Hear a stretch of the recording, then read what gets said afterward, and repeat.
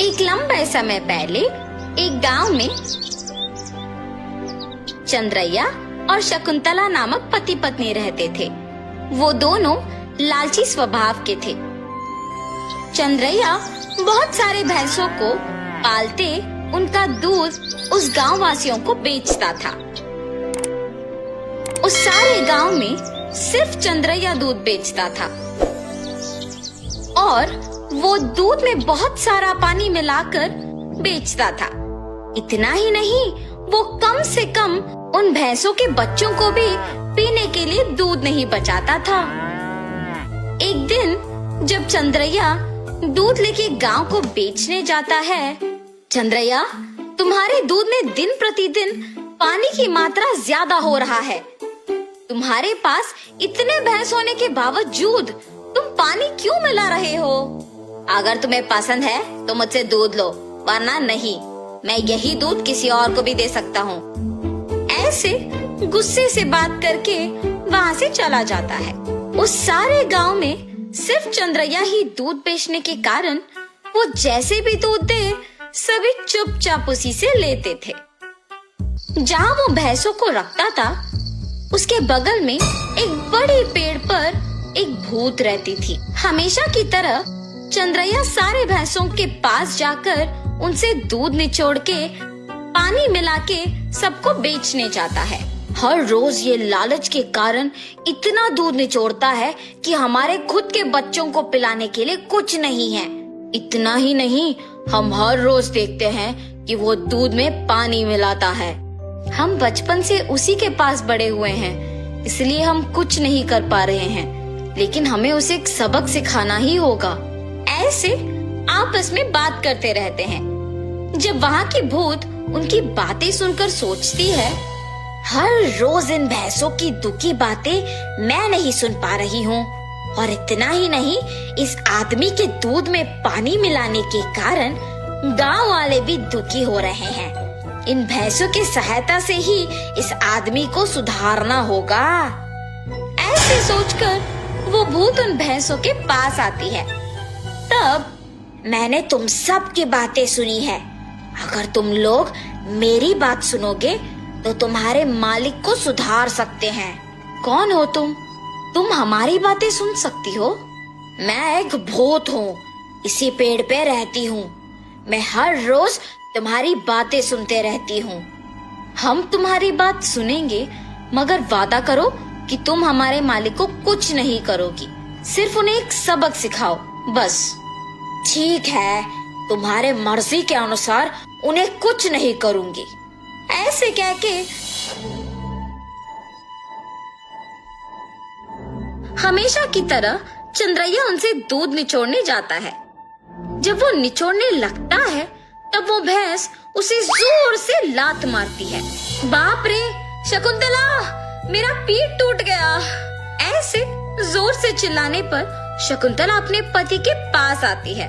अरे रे, क्या हुआ? आप गिर कैसे गए? उस भैंस को आज कुछ हुआ है। जब मैं दूध निचोड़ने गया तो उसने मुझे जोर से लात मारा। आप रुकिए, मैं भी जरा देखूं कि ये भैंस दूध कैसे नहीं देगी। ऐसे कह के शकुंतला उस भैंस से दूध निचोड़ने की कोशिश करती है, और उस भैंस ने शकुंतला को भी उसके पति के ही तरह जोर से लात मारती है। तुरंत उनके बच्चे ही सारे दूध पी जाना देख पति पत्नी कुछ नहीं कर पाते हैं, सिवाय उनको देखना। अरे रे, सारा दूध सिर्फ ये बच्चे पी रहे हैं, कुछ तो कीजिए। आज के लिए हम कुछ नहीं कर सकते हैं, शाम को वापस आएंगे दूध निचोड़ने। ये फैसला करके वहाँ से चले जाते हैं। शाम को जब दोनों वापस दूध निचोड़ने जाते हैं, तो सुबह की ही तरह वो भैंस उन दोनों को लात मारती है। ये देख पति पत्नी दोनों डर के मारे घर चले जाते हैं। ऐसे कुछ दिनों तक भैंस उन्हें दूध निचोड़ने नहीं देती है और सारा दूध सिर्फ अपने बच्चों को पिलाती है। सुनिए, कम से कम हमारे उपयोग के लिए तो दूध निचोड़ के आइए ना।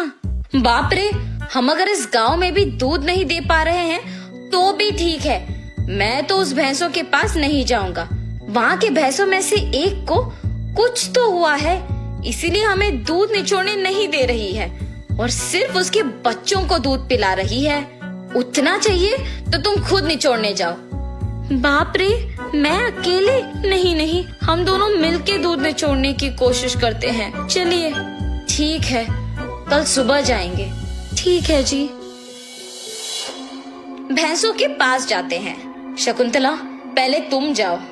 ऐसे कहने पर शकुंतला उन भैंसों के पास जाके दूध निचोड़ने की कोशिश करती है। जब वो निचोड़ने की प्रयत्न करती है तो वो भैंस जोर से लात मारती है। बिना दूध दिए अपनी पत्नी को लात मारने के कारण चंद्रैया को गुस्सा आता है और वो एक डंडे से भैंस को मारने लगता है। मेरी पत्नी को दूध निचोड़ने नहीं दोगे तुम? हाँ? ऐसे कहते हुए जोर जोर से मारता है, मगर उस भैंस की जगह चंद्रैया खुद पिटता है और इसी कारण उस भैंस को मारना बंद कर देता है। लेकिन उसके बाद भी उसको और उसकी बीवी को डंडे से मार पड़ते ही रहते हैं। हम आइंदा कभी भी दूध निचोड़ने नहीं आएंगे, हमें मत मारो। अरे हिम्मत है तो ऐसे दिखे बिना नहीं, सामने आके मारो हमें। ऐसे कहने पर वो भैंस अचानक एक भूत के रूप में बदल जाती है। मैं ही तुम लोगों को मार रही थी। सिर्फ कुछ दिन दूध ना ले पाने के कारण और घर पे दूध ना होने के कारण गुस्सा होके तुम इस भैंस को मारने चले आए, तो फिर कुछ सालों से जो तुम सारे दूध को उनके बच्चों के लिए बचाए बिना ही ले जाके बेचने पर इन भैंसों को कितना बुरा लग रहा होगा। हाँ, आज से अगर कभी भी तुमने दूध में पानी मिलाया या फिर भैंसों के बच्चों के लिए दूध न बचाया तो मैं तुम्हें नहीं छोड़ूंगी। मैं यही रह के तुम पे नजर रखूंगी। हाँ, हमें माफ कर दो, आज से हम ये कभी नहीं दोहराएंगे। ऐसे कहने पर वो भूत वहाँ से गायब हो जाती है।